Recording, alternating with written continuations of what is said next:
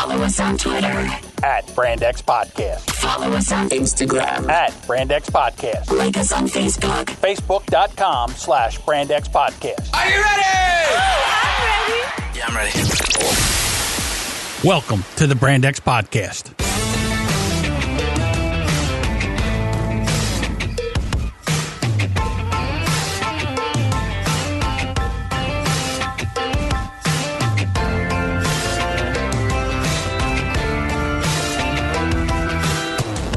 Hello, everybody. Welcome to episode 96, 4 away from 100. I am your host, John. Alongside me, Deuce. Come on, stop, bitches. And we got a little feedback today. I took a shot at us at the end. I don't know how to feel about that. Yeah, I didn't see the last part.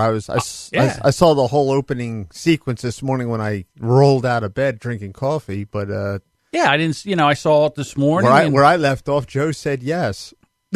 Apparently, there was a lot of stuff after that. All right, let's bring in the listeners to what we're talking about. So one of our fans, he's been there for a long, long time, Brian Tulip Jr., he sent us a message. He said, will Joe be on the 100th, and will you be live streaming it? I wake up this morning, scratching my nuts. I'm like, you know what? They're both great questions because I really haven't talked to Joe. I don't know. So next thing you know, Joe says yes. So I'm like, hey, Joe will be on the 100th episode. How about that? Which was news to you and I. Yeah? I don't know, right? Well, but truthfully, we never really planned on doing anything really. Well, apparently we did because we continue. So then he goes, what day and time will this be? Still scratching my nuts. I go, fuck if I know. Well, I haven't had my coffee yet. It's like 7 o'clock in the morning. I don't know. So anyhow, I said, to be honest, I haven't started thinking about it until you said something. Now we have to make a plan.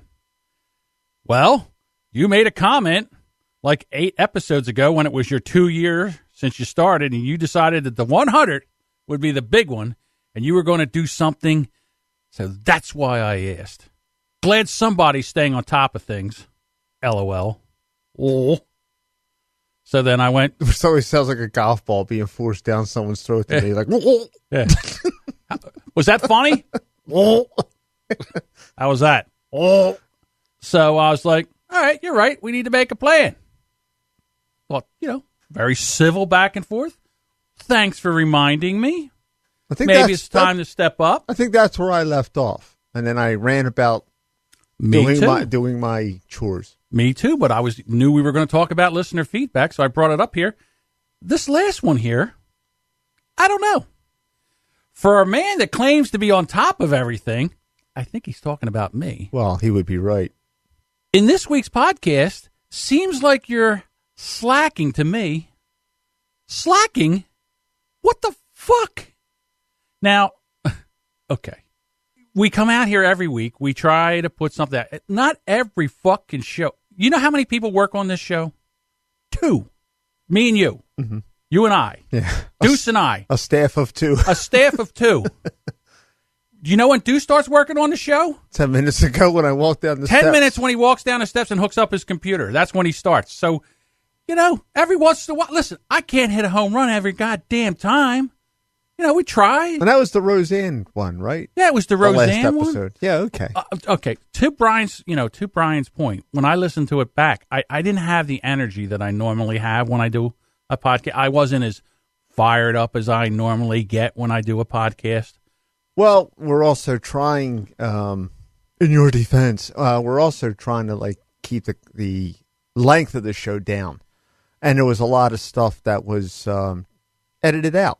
Yes, Yeah, you went on the. I think the last one was like an hour and 12, and we probably went about an hour and a half. So yeah, I mean, you went on the thing. You start talking about the Phillies and what where they were in the standings and all. And I'm like, nobody cares about. You know what I mean? Well, we care. Yeah. But I mean, they don't care. They don't have any care. Could be baseball fans out there. Oh, well, good, because we have a little baseball segment after this. Oh, okay, go ahead. So then he says, well, maybe the Jimmy can come too, I guess, since you have a space for 4, So we'll see. But then I started to think to myself, well, really, what will we do? Is this the 100th episode? We're going to be where we jerk each other off. Oh my God, we're doing 100 episodes. Oh, look at us. Oh, look at us. I mean, Joe will be here. I think there's only 2 episodes where all 4 of us were here, and I think it was like episode 40. That's a nightmare when you have 4 people. Yeah, here. I remember it was really convoluted. Yeah, because what happens is everybody's trying to talk. We talk over each other. It's a fucking nightmare. And of course, we didn't have back then. You didn't have the studio the way it is now. Yeah, either. this will be the first time Joe comes in with the new equipment and everything. So, well, Jimmy hasn't been here since you got all the new equipment. yes, he has. Remember you? No, I mean the new mixer. Oh, that's right. He hasn't been here since the new mixer. Okay, but that doesn't mean anything. It was just a mixer. Yeah, that's not really. And you had different tables.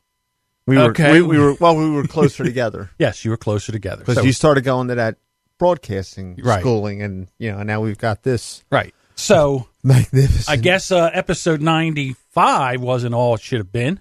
I liked it. Okay, I think you're a little bit biased. So we got to step up our game. So flaming lawn darts. There we go. That's what we're going to do. All right. So, did you know that in like a month or maybe less, New Jersey is going to have sports betting? Mm-hmm. What do you think about that?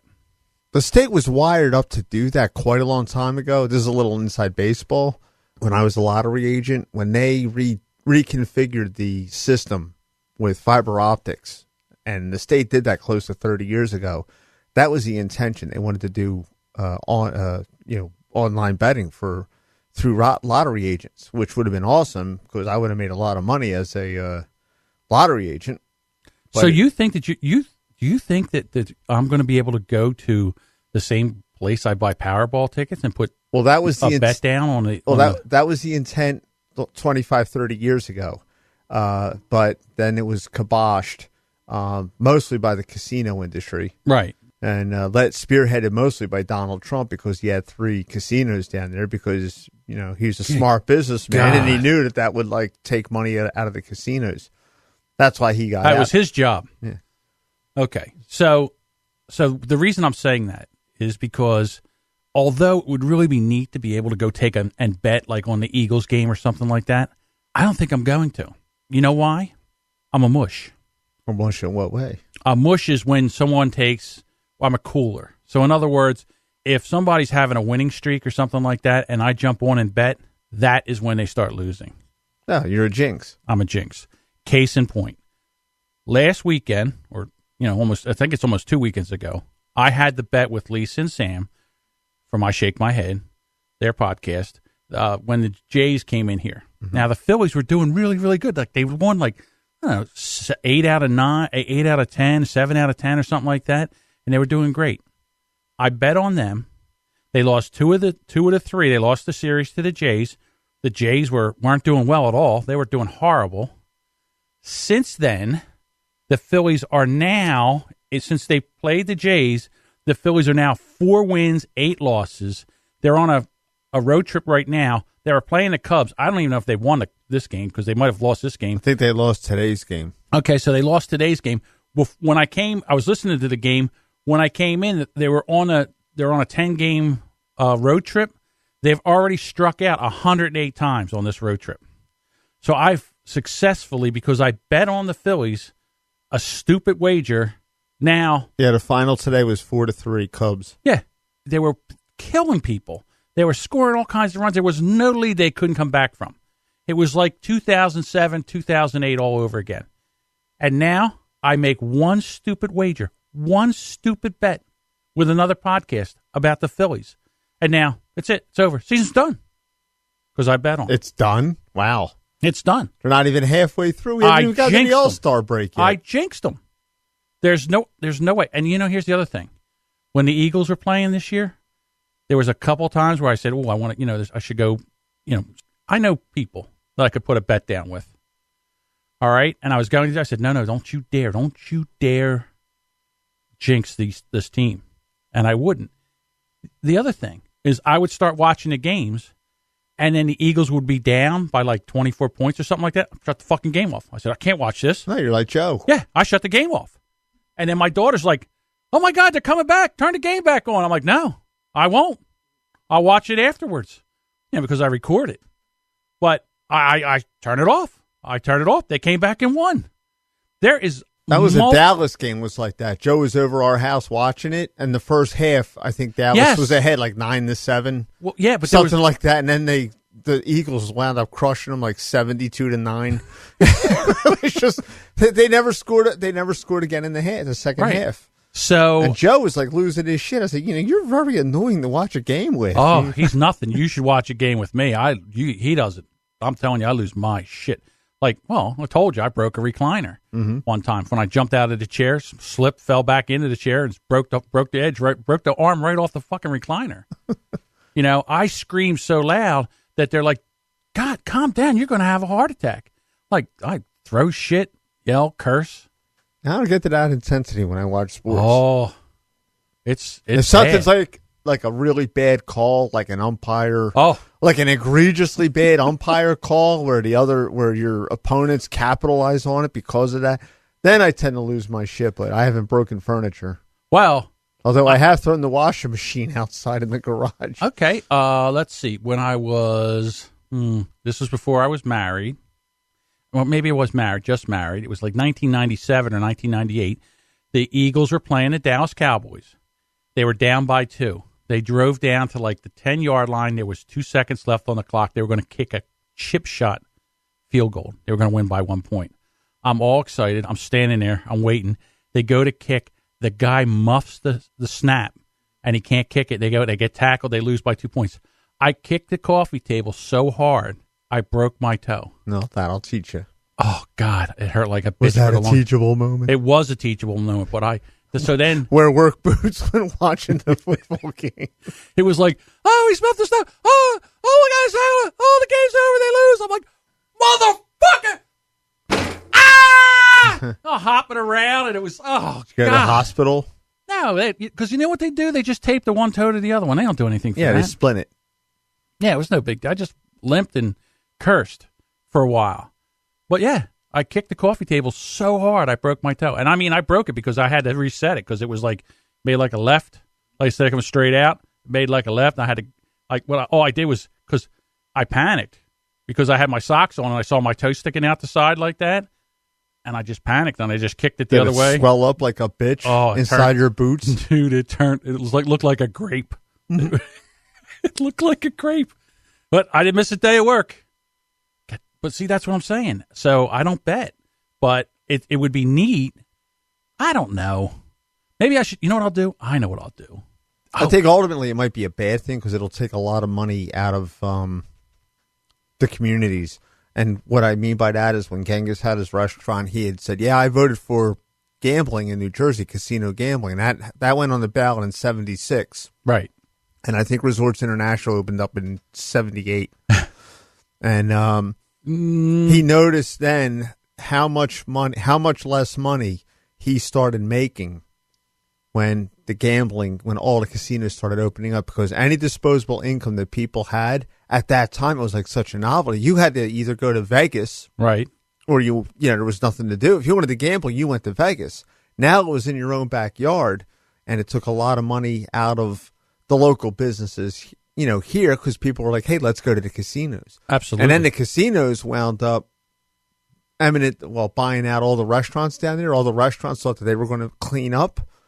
The casinos bought all those people out, threw money at them, and then opened up their own restaurants in the casinos, where you had to pay in an exorbitant amount of money to eat. All right, so here you go. So in 1979, 1980, I turned 18. All right, back then the drinking age was 18, so you could gamble at 18. Right. So me and a high school friend of mine, we were going to go down to casinos. We're going to play roulette. So I take $100. All right, he takes $100. We drive down in our leisure suits. Which 40 years ago, $100 was a lot. In our leisure suits. I don't know if you ever seen a leisure suit before. It was like a shiny shirt. It was, oh my God. Polyester. Ugh, it was horrible. I can't believe it. But anyhow, so we go down in our leisure suits and we're going to play. So we're playing roulette. He wins. We're there for 2-3 hours. He wins $320. I win $180. I'm like, holy fuck, right? We're like, we go get something to eat. We're like, well, we can't believe this. So we're like, we're all pumped up. We go home. We're like, fuck, we're going to come back here every week and do this. Yeah. We'll quit our jobs. We'll be professional gamblers. Right. We go back 2 weeks later. Cleaned you out. 15 minutes. Yeah. 15 fucking minutes. I didn't win a bet. I was out of money in 15 fucking minutes. We see here in Atlantic City, you can go from from where I live to Atlantic City. There's a expressway and there's tolls there. About 40 minutes you're there. Right. We had to go home the back way because we lost the toll money. We had no toll money. We had to go back roads back to the house. Black Horse Pike. Yeah. I was like, fuck that. I just lost $100. So then, if you think about it, well, I was still up $80. But, yeah, it's not, Did you ever drive down the Black Horse Pike like the whole way to Atlantic City? Yeah. And you mentioned it's the Atlantic City Expressway. Right. Okay. And you drive down the Black Horse Pike. That was the way to go back in the day. Yes. That's the highway of broken dreams now. Like, how many closed luncheonettes and gas stations and garages and hotels do you see? Because everyone started taking the express. It's like Route 66. Exactly. Once they opened up the interstate system, Route 66 withered and died. Well, there was another highway that there was this town. They were always complaining about short traffic coming into the town on Fridays and then leaving on Sundays, and it was like they couldn't get out of their house, they couldn't get out on the roads. They were bitching and moaning about it and everything like that. So what happened was, I guess the township or the state or whatever, they made like a bypass around that town. Mm-hmm. Same thing. All the businesses went belly up. All the restaurants, all the gas stations, they lost a ton of money there because that was their bread and butter. It's weird because that didn't happen to the White Horse Pike. The White Horse Pike stayed viable. The Black Horse Pike withered and died. Yeah, I think it's because it's so close to the other one. I don't know. It's weird. I don't know why. But it is weird that we, so back to the gambling thing. So I like to play poker, okay? I've been doing it for a while. And one of the things that will happen is when I go all in and then we flip the cards up, you can always tell, like, well, okay, he's got, he needs, he can beat me if he gets a queen. Or so you count the amount of cards, which tells you how many outs you have. All right, so let's say I have 8 outs. So what I do is because I'm such a mush, I root for the other guy's cards. I'm like, give him an ace. Come on, ace, ace, ace. But I got to mean it. I need to mean it. Like, I got to really root for it in my heart of hearts. And it works. But if I'm like, no ace, ace. So. You didn't mean it? Well, or if I'll say, no, if I'm like, because if I don't want him to get an ace, and I go, oh, no, please, no ace, no ace, ace. 3 of them in the deck. Every other card, I win. He's got 3 aces to beat me. He's got 1. I got kings. Also, there's only 3 cards left in the deck that can beat me. Ace, he gets it. So if I say, oh, please, no ace, ace comes up. But if I go, give him an ace, come on, give him an ace. He needs an ace, come on, ace. You don't get it. It happens so much. I was doing it so much in one tournament that they got pissed off and they called the tournament manager over and told him, tell him to stop rooting for my cards. I said, there's no rule that says I can't root for his cards. And the guy was like, well, I said, I can't help. Professional courtesy. Yeah, I said, no, I'm sorry. I'm going to root for his cards. I did. I did. I did through the whole tournament. I did. Did you come in with like the D and the fence, picket fence? No. But, root that way. Right. So now with gambling, what I'm going to do is if I want to do that, what I'm going to do is I'm going to go down and bet against the Eagles and like say, okay, I want. Suppose you become a millionaire doing that. I just threw up in my mouth a little bit. I want the Dallas Cowboys to beat the Eagles. Okay, I'm going to bet on Dallas. So the Eagles will win. But see, the thing about it is I need to mean it. I don't know if I could do. I might have to take the 2 Dallas games off. Mm-hmm. But the other games, I think that I could probably, I don't know. I might be able to help the Eagles win if I use that same strategy. See, the Cowboys don't offend me like everyone else. I hate the Giants. I know. We talked about this before, but I you know what it is? Here's the problem. The reason I hate the Cowboys so much is it's not because of I don't hate Cowboys fans that are from Dallas. But in this area, you've got these scumbag cockroach Cowboys fans. They're just bandwagon jumpers. They're not only because they're this is what they do. They're fans of the Cowboys. They're fans of the New York Yankees. Any team that's winning at the time, that's who they're fans of because they're just front runners. Because that's all they care about. They don't know anything about team. They don't know anything about being a fan. They're just front running fans. The funny thing with that is you're absolutely right. is because if you look at Dallas Cowboys fans here in this part of the country, there's two brackets. You got people that are like 50, let's say 50 and older. Right. When the Cowboys were winning all the time in the 70s. That's when they became fans. Right. That imprinted on them. Then when the Cowboys sucked through the 80s into the mid-90s, no one was a Cowboys fan. And then when they won the 3 Super Bowls with Aikman. Yeah, Aikman and Jimmy Johnson. Right. Okay. Then you have a fresh bumper crop of Cowboys fans that are like, say, 35 and under. Right. And so but there's no in between there. They just skipped right over a generation. Now, listen, I can understand and respect a Dallas Cowboy fan from Texas. Okay, because it's their team. They grew up with it. They feel about their team the same way I feel about my team. I like that. But if you're around here and you just want to, you're just an antagonist. You just want to root for the Cowboys because you're a Cowboys fan. I got no time for you. I really don't. You're just a cockroach, and you're just a front-running agitator, as far as I'm concerned. So I can't, in good conscience, root for. But see, we don't have that here. There's a lot of Patriots fans down here like that now. Yeah, true. Same thing. Same kind of thing. They're bandwagoneers, right? Yeah. Well, you can almost find it. My godchild, she's one. Yeah, she's a big Patriots fan. Right. I mean, so it's kind of nice that the Eagles beat the Patriots. It is. I love it. My sister-in-law is a big Patriots fan. I'm texting her the whole time, and they started coming back. I'm like, "You motherfuckers! Don't you dare lose! Get an ace, right? Catch the ball! Yeah. Oops. Yeah. So anyhow, so it's going to be neat when we get into this gambling thing. I don't know. It really does take the fun out. Like, I don't like losing money. There's nothing better than winning money. I don't gamble. Nothing worse than losing money. I don't either. I mean, I play the lottery and that's it. I play the lottery. Listen, I play the lottery when it's like life-changing. Well, they're the only games I play. Exactly. Like when it gets up to, okay, it's how stupid I am. Like it would, if I won $25 million, like that would be life-changing. But like I don't start playing it until it gets up to $100 million. Then I'm like, all right, I'll take a chance. So you don't like those wrinkle nose jackpots? No. Like we used to call it in my store. What's the Powerball? Oh, it's $17 million. I used to say to people, wow, you must be fucking broke. I'd hate to be in your shoes. At $15 million wouldn't change your life. Oh, okay, I'll buy a ticket. I don't think some people have no concept about it, how much money that is. Yeah, you're right. So today I got into one of those Facebook wormhole video things. Like I went to watch one video and another video comes up and another video comes up. So I'm sitting there and a guy comes up and he's standing behind a bookcase and he's from another land and he's got his sweater vest on and everything. And apparently he's a coach because everybody now is a coach nowadays. Everybody's an entrepreneur. They're a coach. They're going to tell you stuff. So he comes on and he goes, let me ask you a question.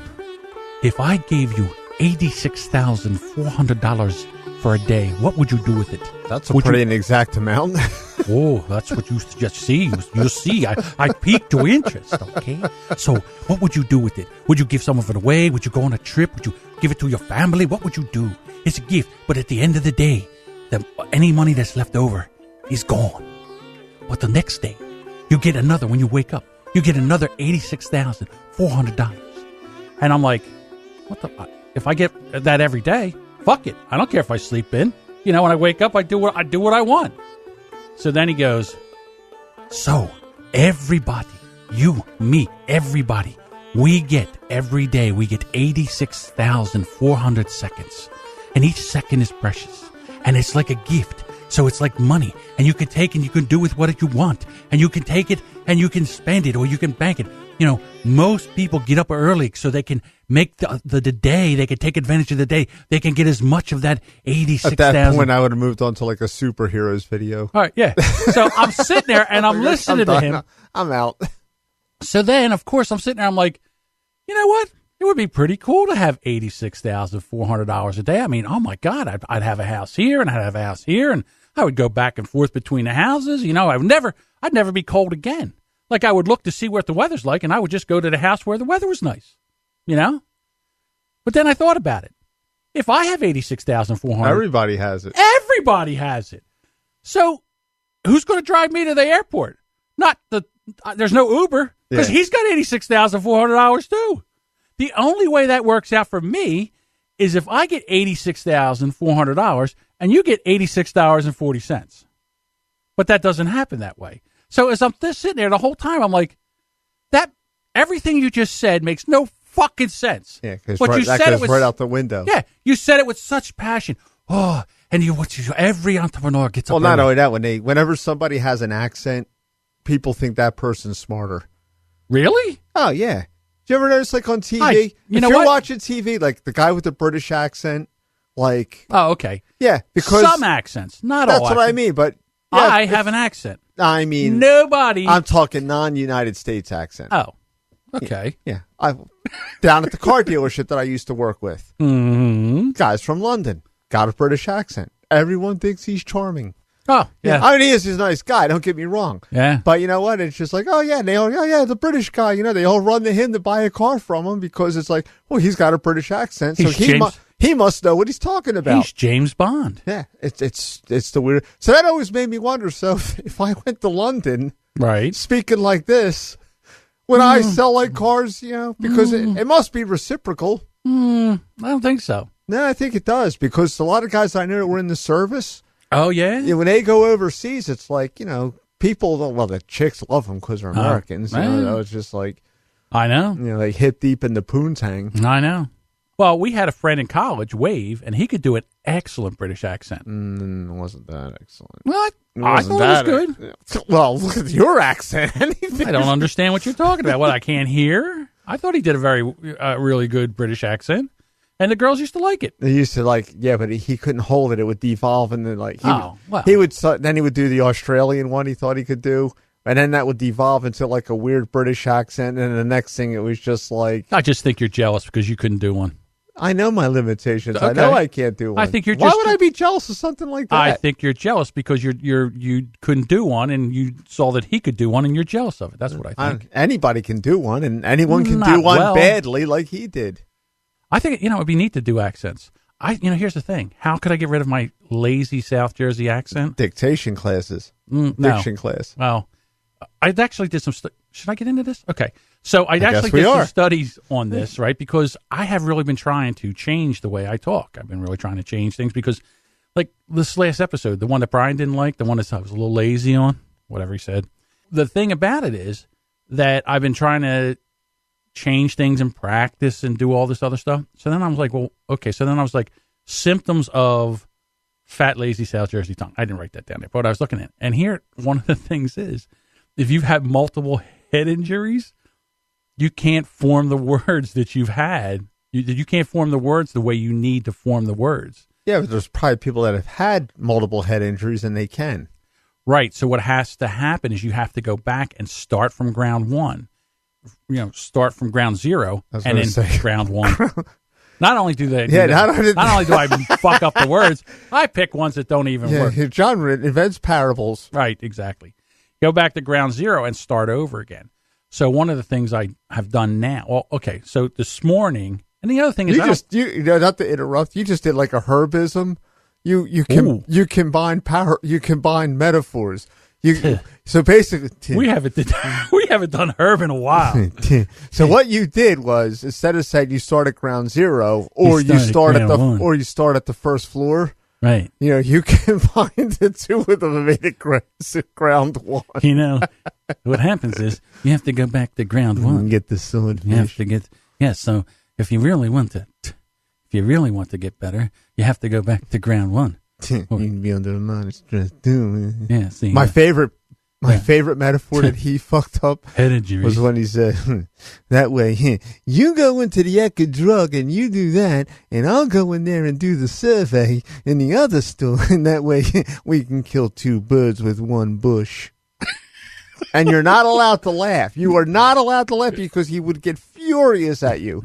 And it was just like, so I envisioned her with like a hyacinth just flogging the shit out of two sparrows. Tweet, try to get away. Take that, bird. Yeah. So, instead of like bird. A bird in the hand is worth two in the bush, right. Or kill two birds with one stone. He fucking combined it into that and made it hysterical. And I've said it ever since, and people look at me like I'm wrong, but they don't know the story. So just like John, I've had multiple head injuries. You know. Are you aware? Now, for your edification, what you gotta do is you gotta get here and carbon copy to, and that's eventually what it would become. It just became background noise to us because it's so nonsensical. Oh my God! The best one was with his Mont Blanc pen. So that was the best. We had an assistant manager, and his name was Mark, and him and I were tight, and we would just talk like Herb all day long. I think I told. Did you get the marbles? Did you get that marbles? I take it down, hide it in the hand. Don't say nothing. Just do it on the fly. That's stuff you would get. But we went down to the shore and we were working, and Herb wasn't there like the first 4 days, so we were talking like Herb constantly. And this one guy, Chris, stop it, guys. That's getting on my nerves. But by Tuesday afternoon, he got sucked in. So Tuesday, Wednesday, and Thursday, we're all talking like this. Okay. So now Friday. When are we going for lunch? What do you want to do for lunch? What do you want to do? So Friday, Herb. I'm always up for pasta. Friday, Herb finally gets dinner. All right. Mark, you work with him, and I'll work with Criff. Not Chris. Criff. Criff. Criff. That's how he would come out. Criff with 2 F's. Criff. So Criff. We all meet for lunch later on. And ladies and gentlemen, can you have a hand for Employee of the Month? Criff. Criff. Get Criff. So now we stop for lunch, and Herb wanders off to use the payphone because there were no cell phones back then. Right. And Criff turns around and says, "You sons of bitches, you got me talking like him to him." Right. So evidently Herb asked him a question. Hey, Criff, what are we going to do about that deli? Well, Herb, what we could do. Yeah, sometimes it's hard. You get all swept up in the emotion. Well, I had one boss who, I told the story before, where he got his face run over by an elevator. Yeah. And, so... So he got his... And he was talking like this. He talked like this. What was he resting?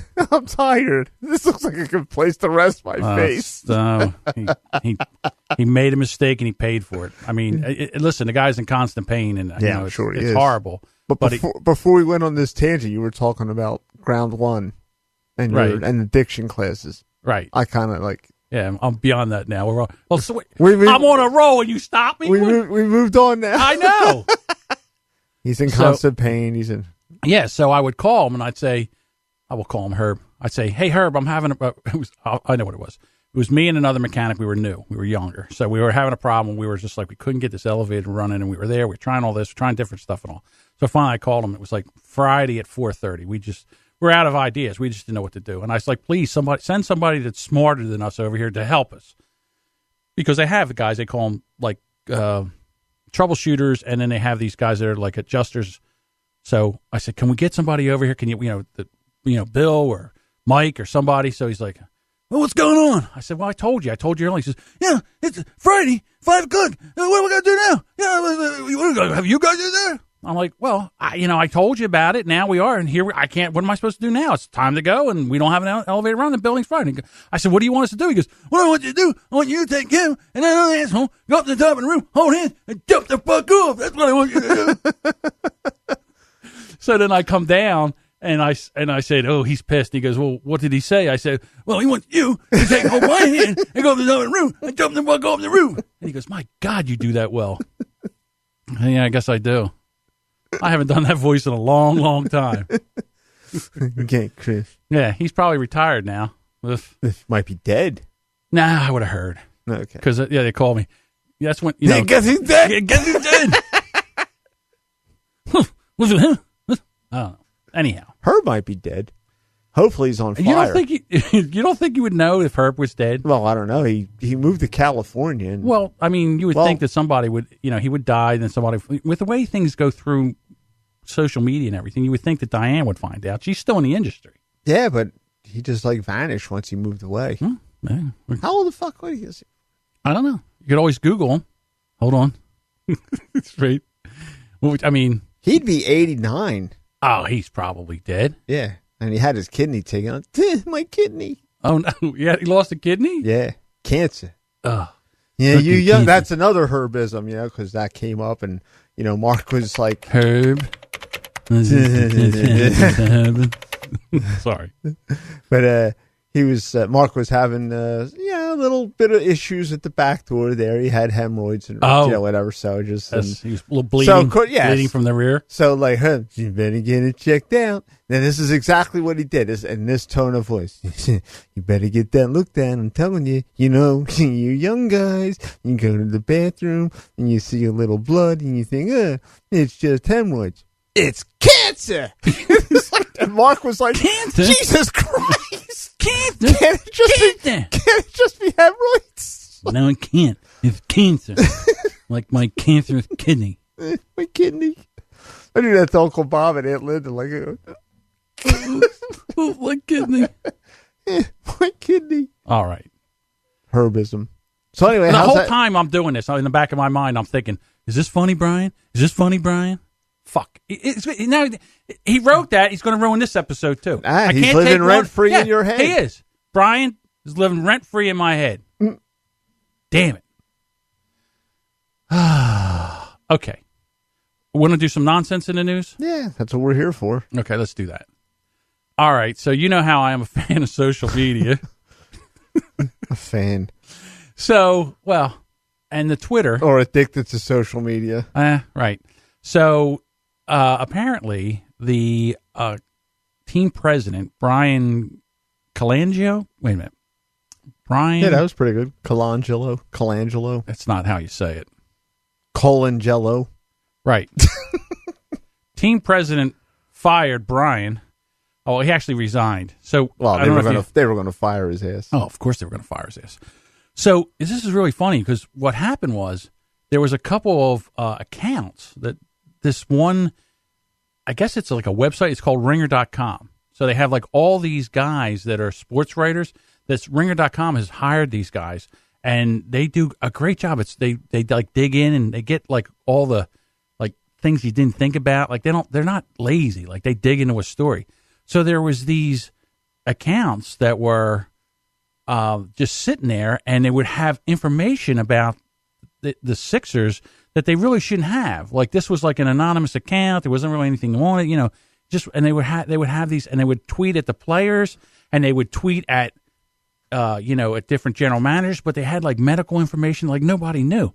So inside baseball. Yeah, real inside baseball. So these guys from Ringer, they started digging into this, right? So they said, you know what? The only guys that really wouldn't have this would be like Brian, the president. Brian Colangelo. Colangelo. I'm going to go with Colangelo. So anyhow. I think that's correct.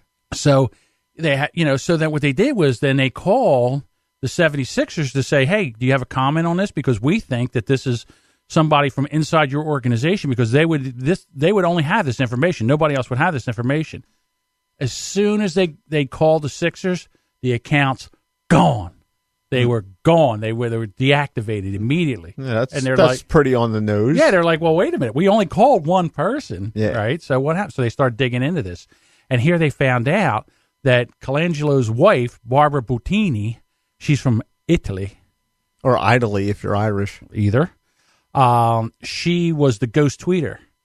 And they ended up firing him. Well, he resigned. But, basically, if he didn't resign, they were going to fire him.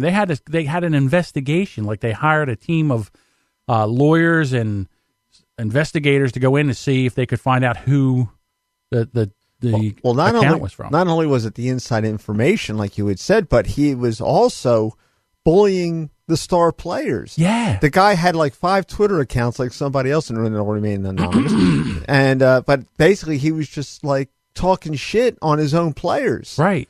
And it was like really, and for anyone that's not in the basketball, the Sixers surprisingly did very well this year. They weren't really expected to be where they were this year. For guys that I talked to, they didn't expect a season like this for another couple of years. And the Sixers did very well. And then once the playoffs were over, then that's when all these tweets started happening, from what I understand from guys that know the game. Colangelo's father's like a bigwig in the Philadelphia, in the NBA. Well, that was the other thing. He thinks he's like NBA royalty because his father was involved for 50 years, and then he's been involved in it for 30 years. So they think that their shit don't stink. All right, so here's what happened. So this is kind of stay with me now. So there's like a domino effect here, because at the end of this year, LeBron James, he's a free agent, so he can go wherever he wants. So all these other teams are kind of courting him. The Sixers are too. So now that he's gone, there's one general manager out there that LeBron James really liked. I forget his name. So now they can hire this guy, and they're going to try to woo LeBron James to come over here and be part of the Sixers and see if they can get him over the hump. Aren't they on the way of losing the Cavaliers? Aren't they pretty much done? I can't remember now. I think they might be. They have one more game. I or mean, something all around these there. comparisons against him versus Well, Michael Jordan, and I always said, well, Michael Jordan's probably the better player, and basically, it seems like this is proof of it. Well, I mean, here's the thing. Who knows? I mean, it's two different eras. This is why sports is so great, because you can debate that for hours and hours and hours. And really, to be honest with you, it's your own personal opinion.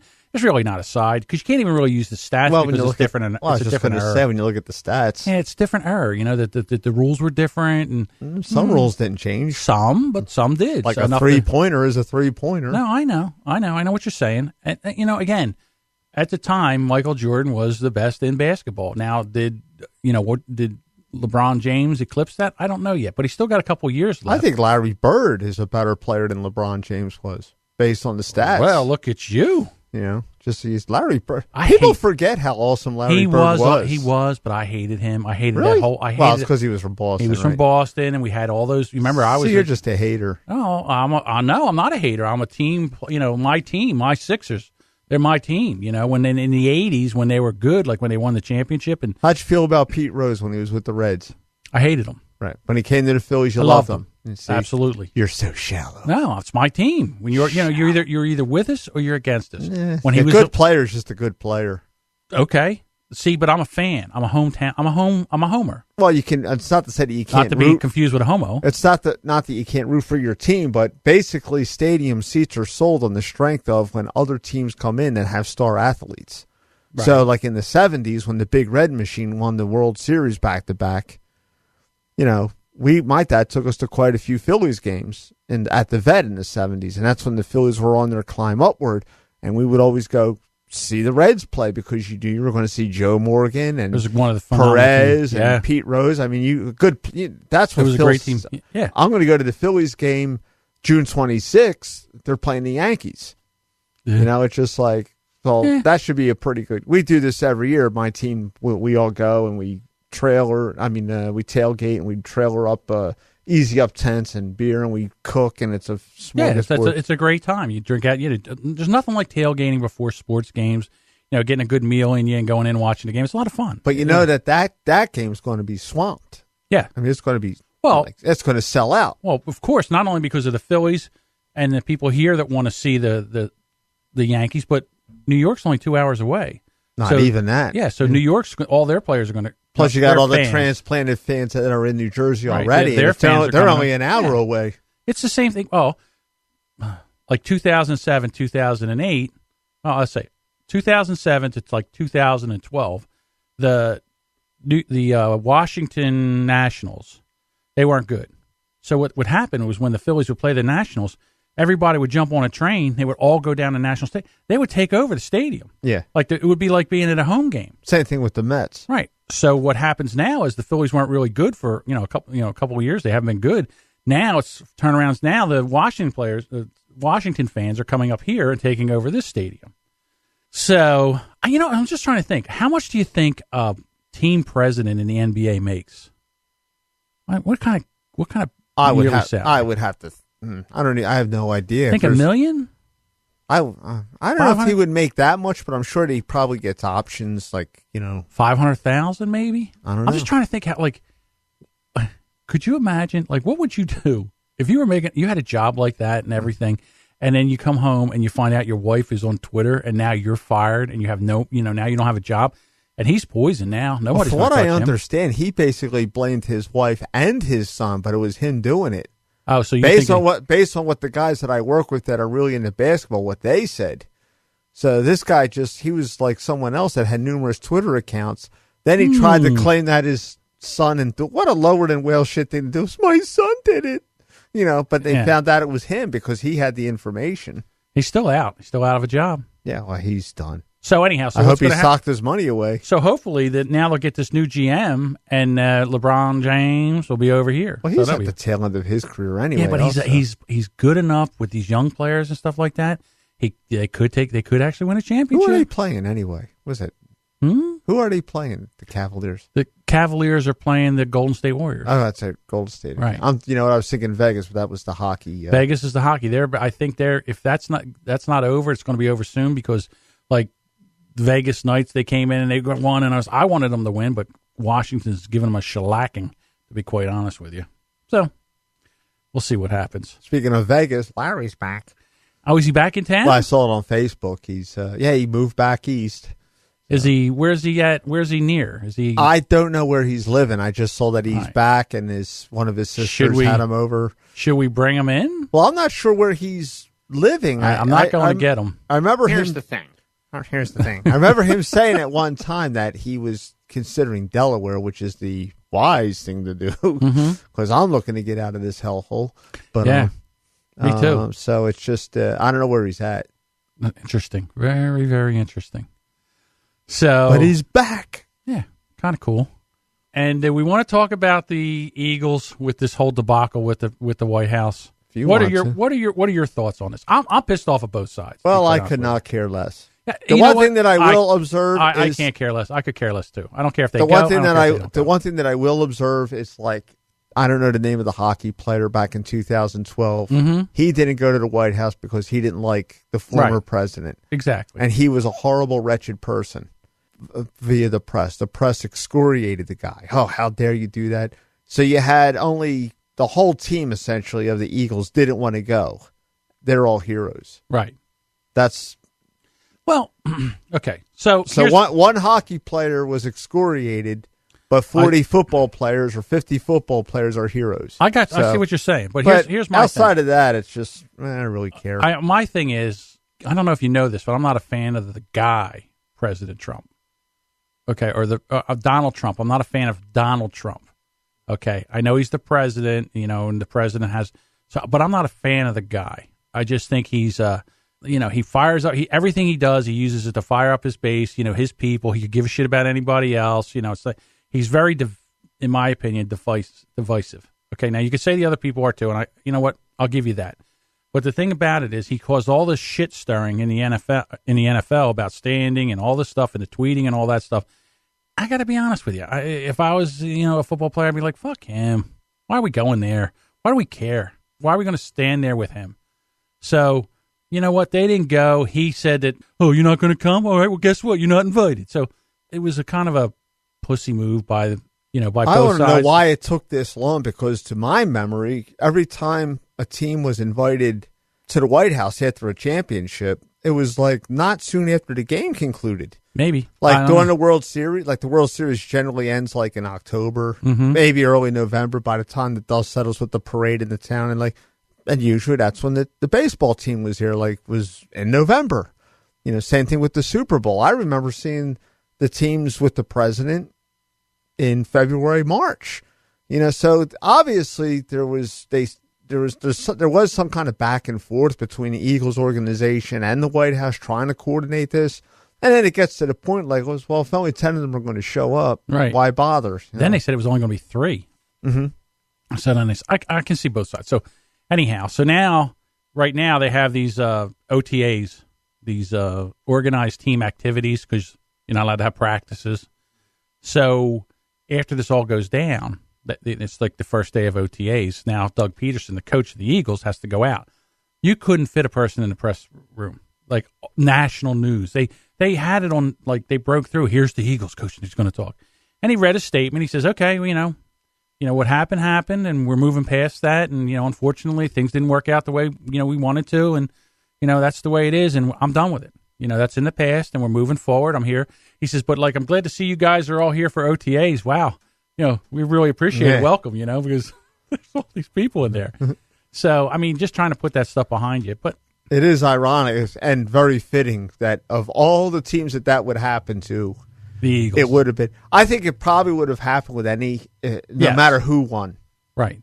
Well, didn't they, the last time the Patriots won, I thought they had a bunch of people didn't go. Yeah, I think Brady may not have gone one year. Mm-hmm, because, So anyhow, so it's not like it's, but the whole team kind of stuck together, and there's like three people. I think it was the owner, the coach, and Nick Foles was going to go. Nick Foles wanted to go, yeah. Yeah, so it was like those three, and that was it. Yeah. So, well, anyhow, I don't know. Yeah, now it's going to be, they threw snowballs at Santa. Well, we already know why that happened. Right, and all this other shit, and now they're going to say, oh, yeah, and they didn't even go to the I think that's the story about the Eagles that really pisses me off, that the rest of the people in the country don't understand.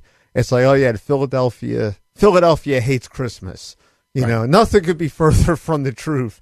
Wow. The truth. You know, trying to suck on a lifesaver and not click it on my teeth.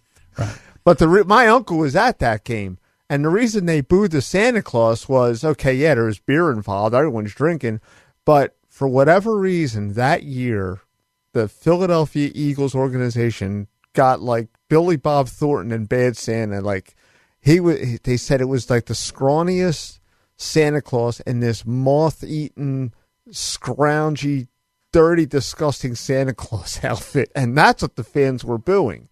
Right. You know, but to the rest of the people, the other goes, oh, well, these are the people that boo Santa Clauses. Not booed, threw snowballs at him. Yeah. Not only did they boo him, they threw snowballs at him. Yeah, so it was just, that's why. Right. And I think, then we depending on who you read, the news accounts of the time, that Santa Claus may well have indeed been half shot in the ass, too. Of course, yeah, he was. Yeah. It was a different era. It was 1968. Right, he's dead now, so. Can you imagine that? It was shit. 50 years ago. 1968, yeah. 50 years ago. Right. Jesus Christ. I know. Half a century ago. But I'm so happy about the I'm so happy about the 07 Mets, because I never have to, I think it's the 07 Mets, because I never have to hear about the 64 Phillies ever again. Why? They lost more games? Oh, remember, that's all we ever had to hear about was the 64 Phillies, the most cataclysmic crash in baseball history. Right. But then in New York, I think it was the 07 Mets. They had a bigger crash. All they had to do was win one game, and they couldn't win. They couldn't win. They went like 11 in a row, something like that. And the Phillies got in. Yeah, and that was they were the National League East. Yeah. They lost to the Rockies in the playoffs, but they got in. And then next year they won the I think it was the 07 Mets. Yeah, it was. Yeah, it was. There was an epic collapse. That's right. You're right. I forgot about that. So Anywho. Getting off the sports. Wow, look at us. If the foo shits. Right, if the foo shits.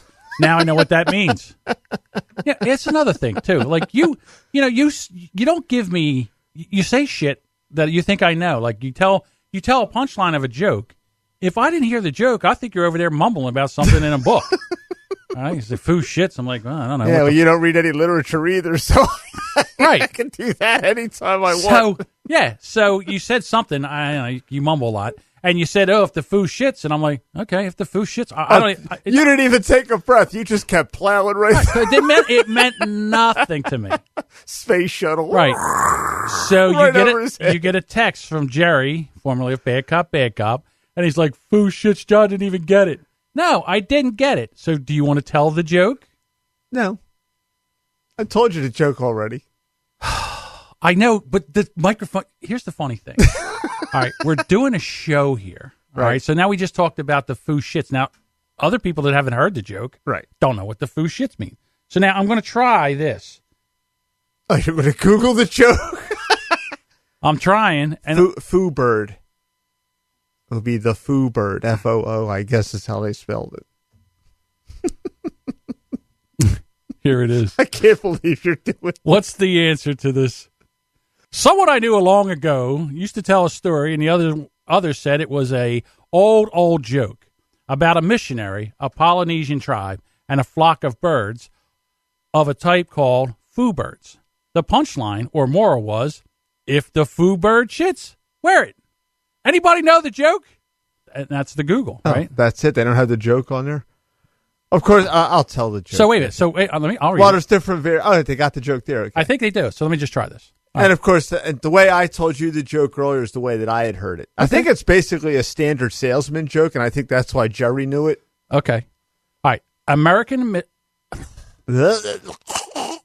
American missionary travels to a remote island in the South Pacific. Upon arriving, he is greeted by a jubilant tribesman and dancing hula girls, all chanting a song whose chorus contains the syllable "foo," repeated over and over. The tribal chieftain tells the missionary that he's just in time for the Foo Festival, a tradition time of homage and respect for the local bird, which is revered as a very powerful, godlike being. The missionary smiles and nods. Okay. And these, the tribesmen, they start to tell him this, about the Foo bird. The chief says that the bird, although small, is known for its copious feces. It shits a lot. In fact, the chief points out that the whole island is encrusted with the dry Foo dew. And this is considered to be a great honor for the Foo droppings. So if the Foo bird excrement brings good fortune and blessings to all the people, and it would be a sin to disturb the piles of Foo poo that has accumulated everywhere. So the missionary is a little bit disconcerted about this. So he says, he starts to say something about, he hears a tiny chirp, and then there's a blob of shit on his shoulder. And he looks up and he sees this flapping wings of the Foo bird and is about ready to drop another load. Disgusted, the missionary takes out his handkerchief and wipes away the Foo feces. He drops dead on the spot, and the chief looks down at him and sadly says, "Truly, it is written, if the Foo shits, wear it." That's the joke. Slightly different than the way I had heard it. So. Right. All right, so I have a joke, since we're telling jokes. There's this multimillionaire, and he's having problems with hearts and his heart, and he's got a lot of stress in his life. So he goes to the doctor, and the doctor says, "Listen, you got so much stress. You need to take a vacation. You need to get out. You need to go somewhere. What do you like? What's one of your bucket list things? What would you like to do?" And he says, "Well, I always wanted to go on safari. I always wanted to do a hunting safari over in Africa." He says, "Well, okay." So he says, "Why don't you do that? Why don't you go?" So he goes and he looks up, trips and everything. And it's like, I want to shoot an elephant. Well, if you want to shoot an elephant, that's $25,000. The guy's like, "That's a lot of money." So he says, "Well, we can go shoot a tiger." He says, "Well, that's $20,000. He goes, "That's a lot of money." He says, "Well, to be honest with you, for $10,000, we can go out and shoot gorillas." The guy says, "Okay, I can do $10,000. So they go out. There's like 5 of them and a dog. So they're out there. They got a guy with a gun. They got the dog. And they got like these 3 other guys. So they're walking around. All of a sudden, they see a gorilla in a tree. They run over and they grab the tree and they shake the tree and they shake the tree until the gorilla falls out. When the gorilla falls out, the dog comes over, bites the gorilla on the nuts. The gorilla passes out. They got 1 gorilla. So they do this, and at the end of the day, they're like, "Well, maybe you could knock some money off. We don't use the guy with the gun. Can we get rid of the guy with the gun? We need the guy with the gun." So they say, "Okay." So the next time they go out, they find a bigger gorilla. So they go like this, they're shaking a tree, the gorilla won't come out of the tree. So the one guy climbs up the tree, and he's trying to shake the gorilla, and the gorilla and him get into a tussle, and all of a sudden the gorilla throws the guy out of the tree. So as the guy is falling to the ground, he yells to the guy with the gun, "Shoot the dog! Shoot the dog!" That's my joke. One of the jokes is one that I heard a long time ago. There's this young girl, she's going to get married, and she's a virgin, and her fiance have never done anything. So, someone at your back door again? No. Oh, you're looking at your back door. I'm trying to get something ready here. Okay. You're talking. I'm trying to get something ready. You looked at the back door. That's where the head peeked in a couple of episodes ago. I know. There's a murderer coming down the stairs. All right. So, there's a young girl. She's a virgin. And as I said, she's a virgin, and she and her fiance have never done anything. So now, as the wedding day is approaching, she's becoming more and more aware that something is expected of her, but she's not exactly sure what. And she says, I have to know what's going on because, I'm totally in the dark on this. I said, I need someone to talk to. I says, I really can't talk to like my mother. She'll freak out. And I can't talk to the priest. I know. I'll make an appointment with my gynecologist. So she makes an appointment, and she's in the waiting room, and they take her into the back room. And he says, "Oh, well, what seems to be the problem today?" And he says, "Well, I'm actually here under false pretenses. I'm getting married soon, and I'm a virgin, and I've never really done anything, and I just don't know what to do." And he says, "Well, I'd be happy to answer any questions that you may have." And she says, "Well, me and my fiance have never done anything, but one time when he was changing in the pool cabana, and I saw him naked briefly, and, I noticed that he's a little bit different than me." Well, of course, you being a female and he being a male has different sexual organs. Where you have a vagina, what you probably saw was his penis. Oh, his penis. Okay.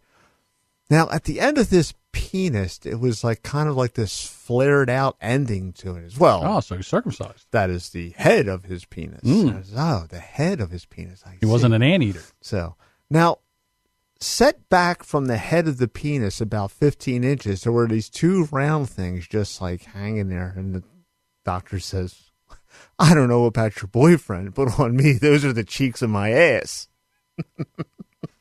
Okay. I just snorted. All right. Yes. What was it? Oh, yeah. I kind of have another joke like that. It was like this hillbilly, and he's like getting married, and same thing. They've never done anything. So he says, Paul, he says, I know it's going to be my wedding night. He says, but what do I do? I don't know what to do. We've never done anything. We've only kind of kissed a little bit.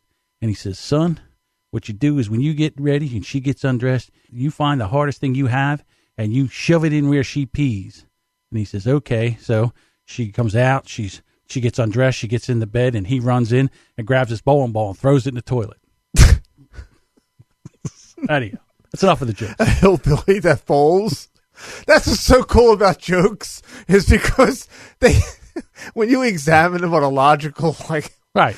What would a hillbilly have of? Here's a lady at 20 has no idea. That's exactly what I was going to say. Balls. It's like, what did Hillary say? You have to suspend all disbelief. Right. Yes. They make no sense at all. Well, so I hate doing this at the end of the show. So, now, like I just saw this thing. It was an article, and it's the women. They're all up in arms, and they're wearing their pussy hats and everything. And I was thinking to myself, what the fuck could we wear?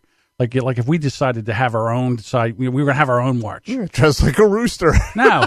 So what I was thinking was, what if we decided we got dressed up and we all wore turtletnecks and we kind of pushed the turtlenecks up, you know what I mean? Like that. I think that would work. Do that in January. Right. You're going to be sweating to death. Yeah, you just kind of peek out the top, you know what I mean? It's like like that kid in the Bazooka Joe comic. Yeah. It's like, and so they have pussy hats. We can have foreskin sweaters. I don't know. I just thought it might be a thing. No? And what will the Jews do? That's a good question. See? They will wear mushroom hats. That's why it won't work. There we go. They could wear a mushroom hat. That's what will work. Shrooms. All right, let's get the fuck out of here because I'm sure I don't even know. We're on time. Yeah. Good news, too. Mm-hmm. Yeah, my throat's about to cack out. Good. I mean, good that we're getting over, not good that your throat's about ready to cack out. Oh, man, it's like brutally pollen here in Jersey. Okay.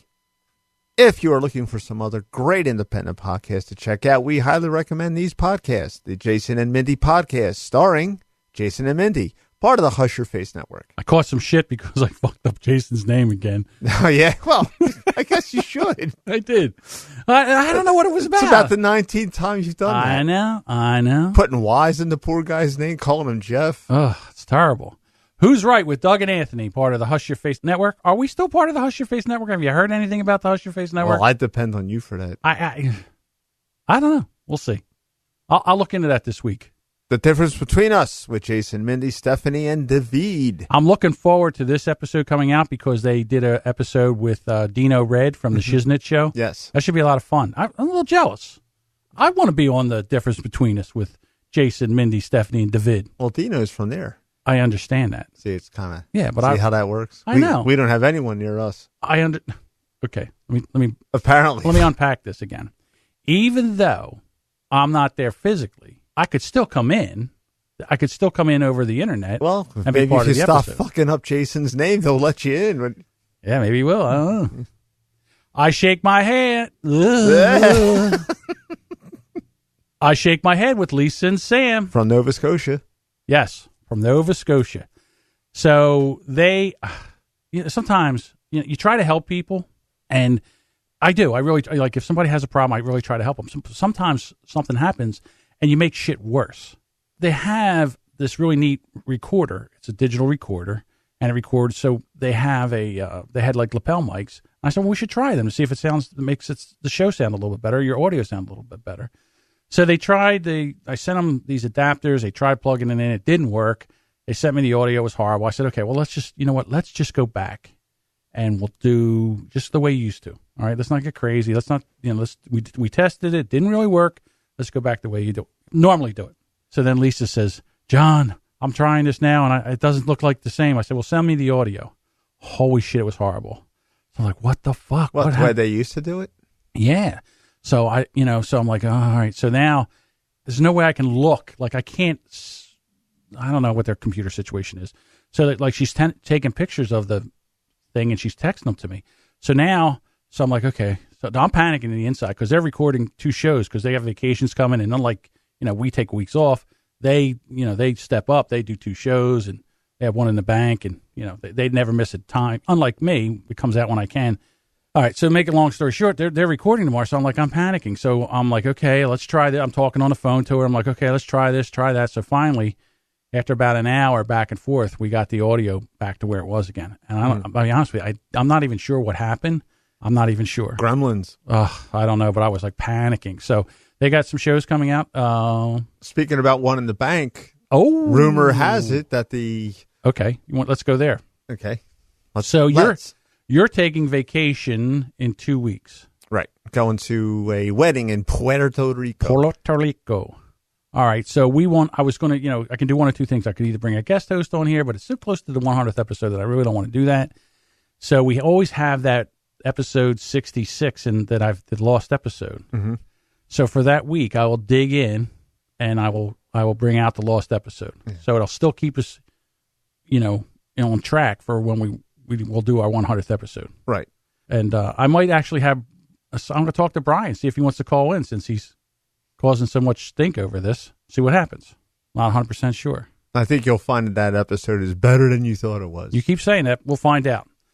You know what? How long ago it was? Joe was on the still on the show. We'll have Brian tell us how good it is. Okay. That's what we'll do. All right. Go ahead. The Unwritable Rant with Juliet Miranda.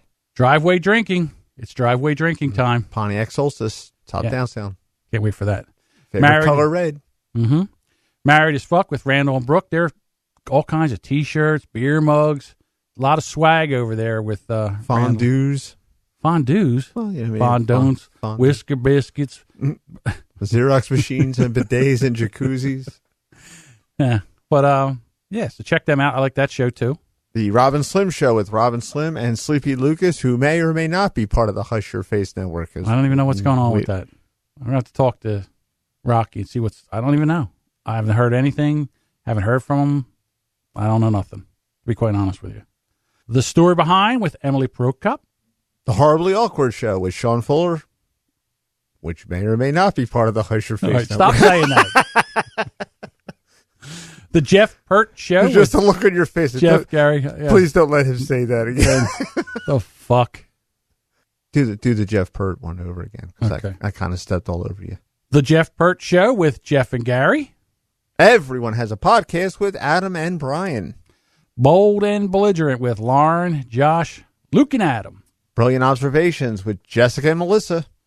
Just Ask Us with Jason and Stephanie. Hey, look at you. Mm-hmm. You're a big boy now. I am a big boy now. You can say Jason. Mm-hmm. This Could Get Awkward with Janelle and Samantha. Dumb All Over with Tom and Austin. The Shiznit Show with Dino, Dijon, Monique, and Pip Lily.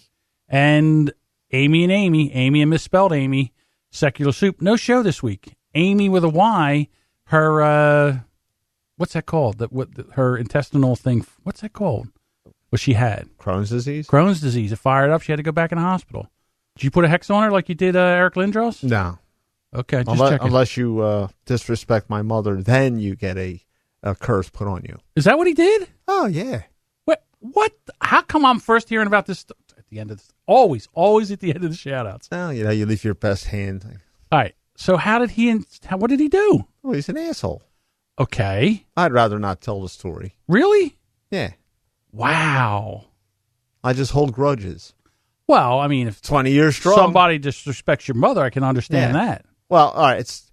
Where the Eagles, bleh, where the Flyers practice. Yes, in Voorhees, okay. New Jersey. The skate zone. Right. Okay. And they opened up an Applebee's up the street from there. My mother worked at Applebee's. My mother was in the restaurant business all of her life. She was a waitress. Right. And then as she got older, it's a physically demanding job, and she wound up getting a job at the Applebee's, and she was the hostess when it first opened. She was there for about 4 or 5 years.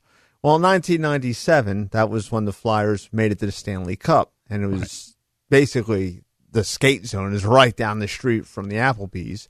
So Concussion Boy stupidly shows up on a Friday night in the summertime. I mean, we're coming in, they were approaching the finals with a group of like 10 or 12 people and expected to be seated immediately. Okay. Not going to happen on a Friday night in the summertime. No. With 10 to 12 people. Right. You're not going to get seated immediately. Even if you're Eric Lindros. Right. And, you know, the thing about him, which I didn't really like about it, he always thought like his shit didn't stink, and his parents, he was such a pussy. His parents would always, like, they were his representation. His mommy and daddy would always take up. Yeah. What's his name? Clark. Bobby Clark. Bobby Clark was the GM at the time. He hated them, and he hated Lindros, too, to be quite honest with you. Yeah. Wow, that I don't know. But when Concussion Boy was informed that it was going to be a 90-minute, possibly 2-hour wait, he decided to flip off and curse violently at my mother and grab his genitals. And since that time, I have cursed the Flyers. 20 years strong. And they got broomed. I mean, as soon as I levied that curse, they went right to the finals, and the Detroit Red Wings broomed them 4 games in a row. And Stevens, like, decked them and got... Oh, I love that guy. Oh, my God. I watch that for shits and giggles. I'll turn that on and watch that. What an asshole, skating with your head down. What did you think was going to happen? That's right, Cleaned man. his clock. Cleaned his clock. Yeah, knocked him out of the game. He was laying there with his mouthpiece kind of half hanging out of his mouth. He's like a trout out of water, just laying there like... But ever since then, I've never heard that. I've you never heard that knew story. why I levied such a No, curse? you never told me that story. Oh, yeah, well. How about that? That's amazing. Italians, as they get older and they lose their memory, they forget everything but the grudge. That's true. Yeah. Okay. So when Lindros drops dead, I'll lift the curse, and then the Flyers, and then people say, well, why are you cursing the entire... Well, because that's the way it is. Sorry, there has to be mass punishment. That's right. All right. If you've enjoyed this show, please do us a favor. Tell a few friends. Even share this with your social media accounts. It's easy to do. We are on these social media platforms. We're on Facebook, facebook.com/BrandXPodcast. On the Twitter. That's how Brian reached out to us on the Facebook. Yeah, he went on. He told us about ourselves on the Facebook. On the Twitter @BrandXPodcast. On Instagram @BrandXPodcast. Just like and follow us and share us with your friends. We would really appreciate that. You can join in on the conversation like Brian did, you know. And we appreciate everyone that listens. Listen, we had a bad show, and I'm not upset with Brian. You know, he called us out. That's fine. Well, he said you had a bad show. I apologize that John sucked last show. Really? Really? Jesus Christ. That backed the fucking bus right over me. You know, hey, dude, I'm over here juggling and, you know. Spinning plates. Right. You know, and all of a sudden you sit the fuck down 5 minutes before we put the mic on, and now I'm getting all this shit. You know, I could have had a fucking show prepared. I don't know. God damn. Well, if you want to send us some email, brandxpod@gmail.com. You can also call into the Times Yours voicemail, 856 I gotta leave it the fuck in here. You can always call the voicemail, but you won't. But if you did, 856-322-2473. Yeah, Brian, you could have left a message. Told us how much I sucked, according to Deuce. And well, that's what you said he said. Yeah, but I mean, it's a we. We're a partnership here. I thought. Well, I tell you what, you backed the fuck up. I got my Ralph Cramden Jesus uniform. Christ. Drove the bus right over you. Ridiculous. And we'll feature you on our next Times Your segment. Thank you so much for listening, and come on back next week for another episode of the Brand X Podcast. See ya.